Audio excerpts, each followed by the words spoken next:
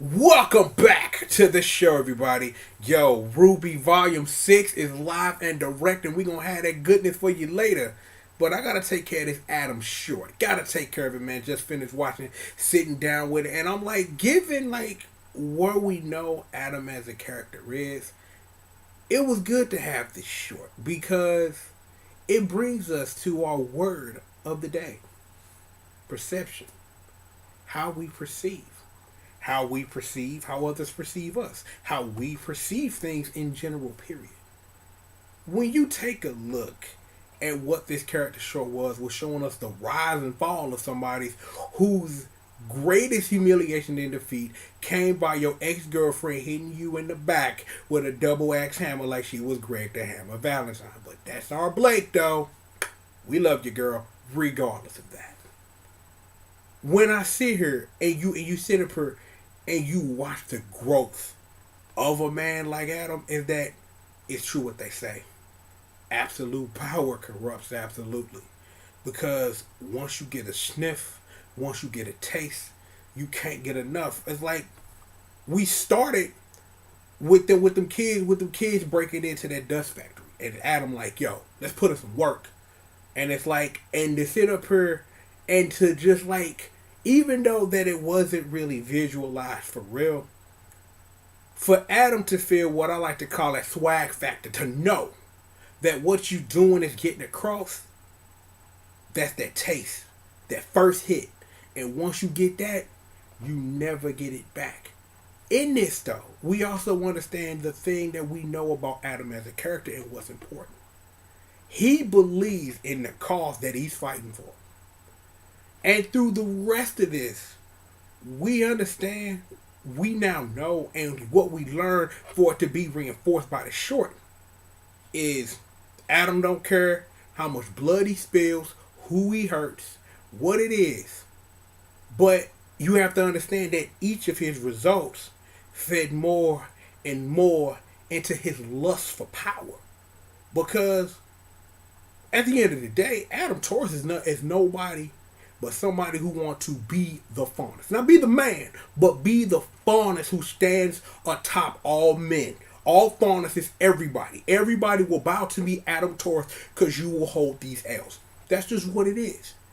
And seeing this growth, and like seeing like his relationships build with like Sienna and stuff like that, and we know her ultimate end. We like know what's up with Gira. You know, Ilya, she turned her little corner or whatever. But to watch this, as all these kick-ass fight scenes are going on, and I'm just wondering, like, when is this dude going to be in cross-tag battle? Next week, I hope, because I really love that. But, again, point withstanding. Understanding and knowing, because remember, our word of the day, perception of watching this go do this, just like that. Because I don't really think that was an accurate graph of the slope downturn of one Adam Taurus. Like, dude got all the way up here.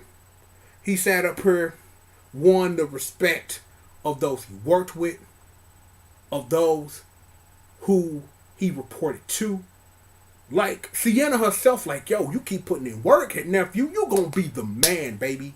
Just put in this work. But again, that first taste, and you never get enough. And to understand and know that we know his ultimate fate, that was his downfall. What does that mean for Adam? What does that mean? Is this some redemption arc? Or is this because you got double axe handled to the back by your ex-girlfriend? Do you come back better than never? What's your game? Because see, again, we sat up here. We see it. Because now perception isn't the word of the day anymore. It's the truth there is. The truth there is the following. Like I said at the beginning, absolute power corrupts absolutely.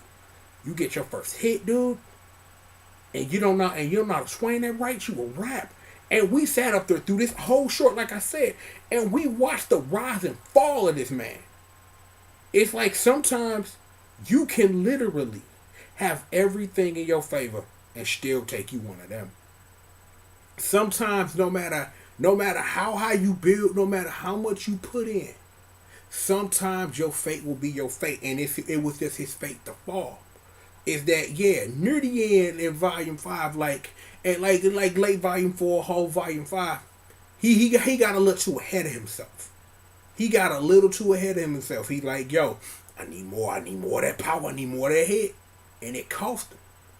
This ain't even like this. You can't even flip this example of getting high on your own supply. Well, technically, you know what? Yeah, I can. Because see, hubris, pompous circumstance, that man's downfall. That man walked around volume 5 with an air of, I cannot be toppled. I will never take these. You took multiple of them. You took multiple of them. They congested into an L song that would last forever. Because again, the last time we saw you was you got double axe handled in the back by your ex-girlfriend like Greg the Hammer Valentine, and she gave you mercy and let you scurry away. The great Adam Torres. But that's the game, though. And it can really, legitimately and honestly be nothing else other than what it is. So the question now seems is, what happens with this character now? What do you do with a character like Adam, who, from again, bring it back to a word that I thought we was done with, the perception, his own perception of, I ain't got no power. This stuff I used to get high on. I ain't got nobody, no army. Everybody done deserted me because, you know, my girlfriend who double axe handled me in the back sat up here and proved that we all can just get along. So, what do you have? What do you have? Who are you as a faunus?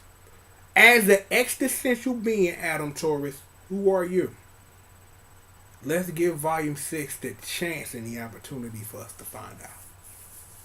But I gotta say that shit was slick. I'm like, yo, all them fight scenes was off the chain. I'm like, yo, if they wanted to do something that to put over OG young Adam Torres as a beast, wonderful, wonderful job in doing so.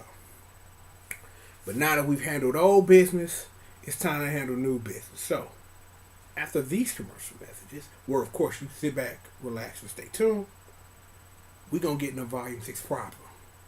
So, follow the instructions very carefully.